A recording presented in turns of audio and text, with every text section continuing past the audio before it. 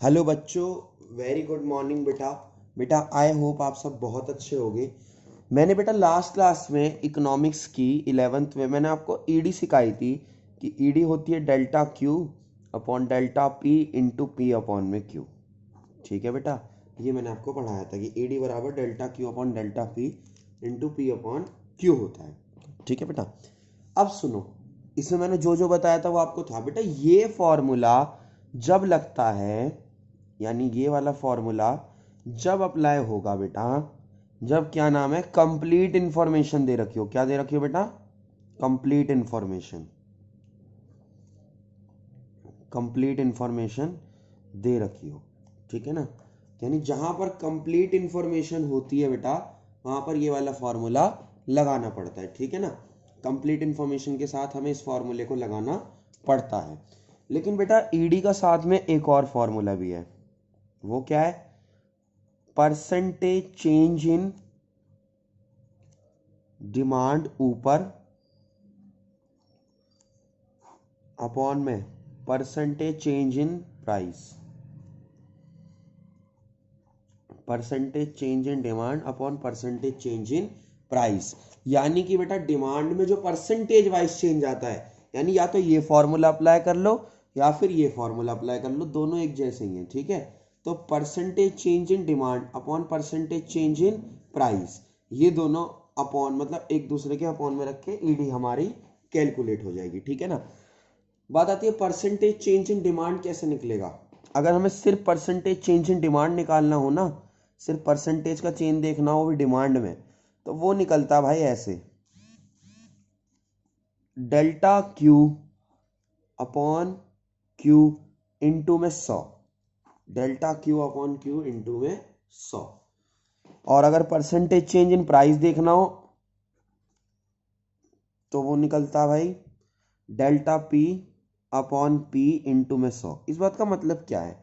मुझे किसी चीज का परसेंटेज चेंज देखना है कि उसमें कितना चेंज है। देखो, मान लो क्वांटिटी में 100 का चेंज है और ओरिजिनल क्वांटिटी 1500 थी, इंटू 100, तो मुझे ये पता लग जाएगा इनिशियल के बेसिस पे, क्योंकि इनिशियल मतलब ओरिजिनल के बेसिस पे, कि कितना परसेंटेज वाइज चेंज आया है। तो हमें इस तरीके से इसे करना होगा। ठीक है, एक क्वेश्चन लिख के दिखाता हूं, उससे करवाता हूं मैं आपको।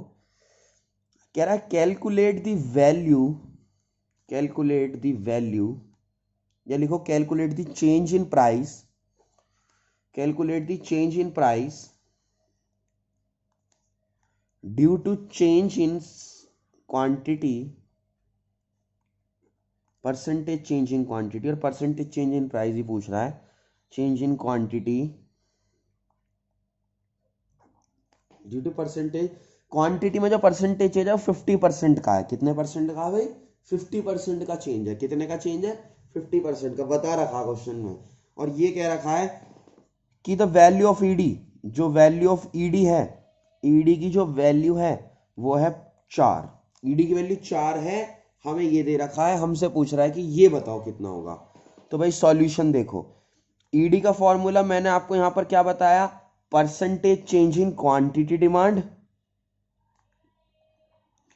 अपॉन में परसेंटेज चेंज इन प्राइस।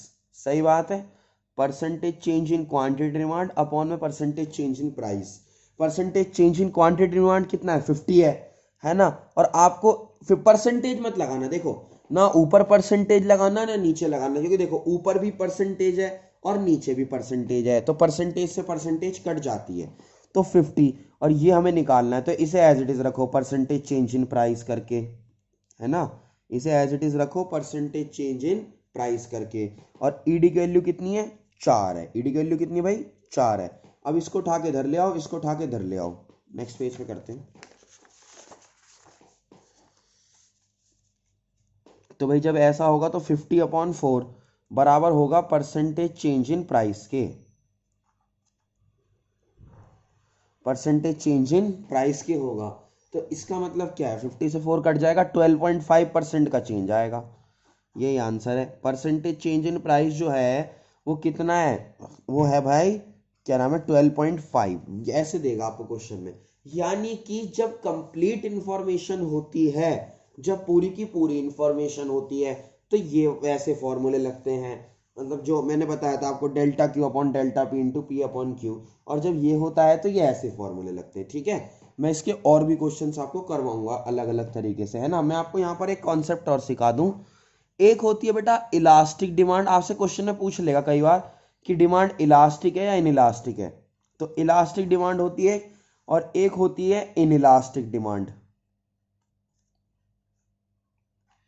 ठीक है, इलास्टिक डिमांड और इनइलास्टिक डिमांड। इलास्टिक डिमांड का मतलब यह है जब ईडी की वैल्यू एक से ज्यादा आ जाए, ईडी की वैल्यू एक से ज्यादा आ जाए, यानी इलास्टिसिटी ऑफ डिमांड की वैल्यू एक से ज्यादा हो, तो वो होती है इलास्टिक डिमांड। वो क्या होती है भाई? Elastic demand. ठीक है ना। और जब ईडी की वैल्यू एक से कम हो, ईडी की वैल्यू एक से कम हो जाए, तो समझ जाना वो होती है इनइलास्टिक डिमांड। तो इलास्टिक डिमांड का मतलब क्या है? ईडी की वैल्यू मोर देन 1। और जब इनइलास्टिक डिमांड है उसका मतलब क्या है? ईडी की वैल्यू लेस देन 1, मतलब एक से कम है।